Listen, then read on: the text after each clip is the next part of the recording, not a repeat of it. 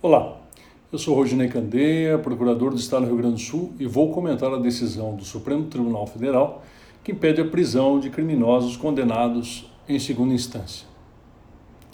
Devem ser elogiados os votos dos ministros que foram contra esse assassinato jurídico do povo brasileiro. O ministro Fux fez um apelo à realidade e mostrou que casos reais de bandidos que mereceram ser presos e que, segundo a interpretação canhestra agora dada pelo Supremo, deveriam estar aguardando em casa o trânsito em julgado. Lembrando que as duas cortes superiores não apreciam fatos, sendo apenas para harmonizar a interpretação das leis e definir o entendimento sobre a Constituição. O ministro Fachin se porta com uma dignidade e independência que deveria servir de modelo aos demais. Mostrou que suas convicções políticas não comprometem seu juízo jurídico e também tentou, sem sucesso, chamar a Corte Maior para a realidade do que estavam fazendo.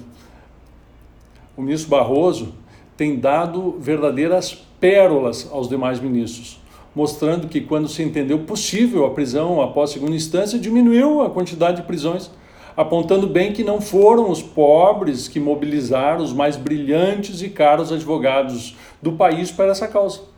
A ministra Carmen Lúcia bem apontou que a prisão após segunda instância é essencial para assegurar a eficácia da lei penal.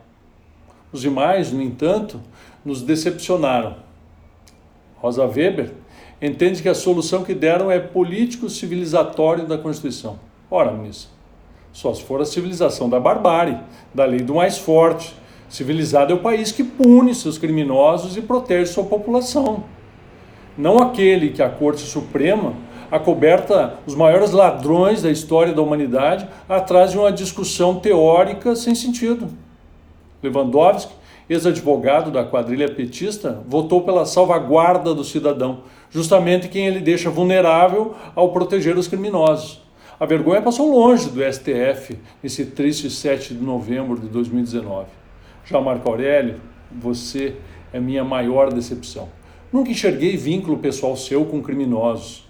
Me passou a nítida impressão que você decidiu dessa forma apenas para alimentar a vaidade de ser diferente e impor sua vontade ao Brasil inteiro. Disse que ninguém poderá receber de volta a liberdade perdida. Mas e as vidas perdidas por atos dos assassinos que serão soltos? E o horror das mulheres e crianças vítimas de estupro? E o suor dos milhares de trabalhadores que foi roubado pelos políticos criminosos? Isso não é maior que o seu ego. Gilmar Mendes, que mudou de lado como catavento quando o vento da moralidade chegou na sua vizinhança, disse que a Constituição impede que o criminoso seja considerado culpado após o trânsito em julgado. Considerando que houve mau uso das execuções provisórias após a decisão do STF de 2016.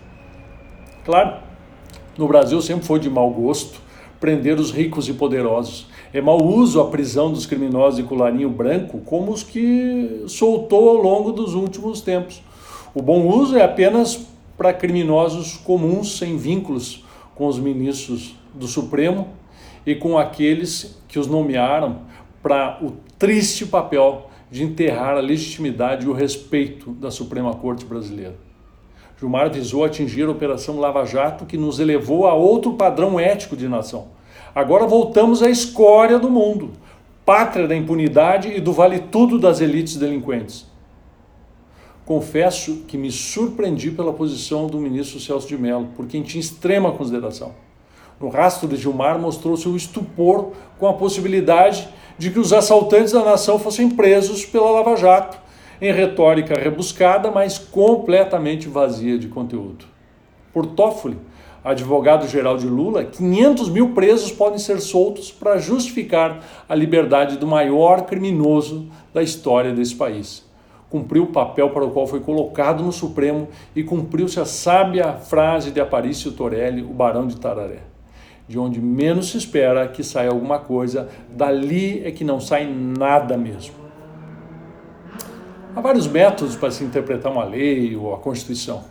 O primeiro deles é a interpretação literal, considerada a mais rasa e insuficiente, pois não se preocupa com os efeitos que pode causar. Foi a essa que se apegaram os ministros do Supremo ao ler na Constituição que ninguém será considerado culpado até o trânsito em julgado da sentença penal condenatória. A interpretação mais apropriada é a que busca entender e atingir a finalidade da lei. Essa deveria ter sido prestigiada pelos Supremos Ministros, pois o que se espera do STF é que colabore para a paz social, a garantia dos direitos fundamentais, dos quais a vida e a propriedade são os mais importantes. Na ponderação entre os interesses dos cidadãos de bem, cumpridores da lei, e o interesse dos criminosos, Gilmar, Marco Aurélio, Celso de Mello, Lewandowski, Rosa Weber e Toffoli fizeram propositadamente a escolha errada. Qualquer argumentação jurídica para sustentar essa posição é mero artifício de retórica para sustentar o insustentável absurdo que filmaram. Jogaram toda a sociedade brasileira à mercê dos criminosos, daqueles que roubaram a nação e dos bandidos comuns, que matam, estupram e roubam os cidadãos de bem. É um dia de luto para a justiça e para o Brasil.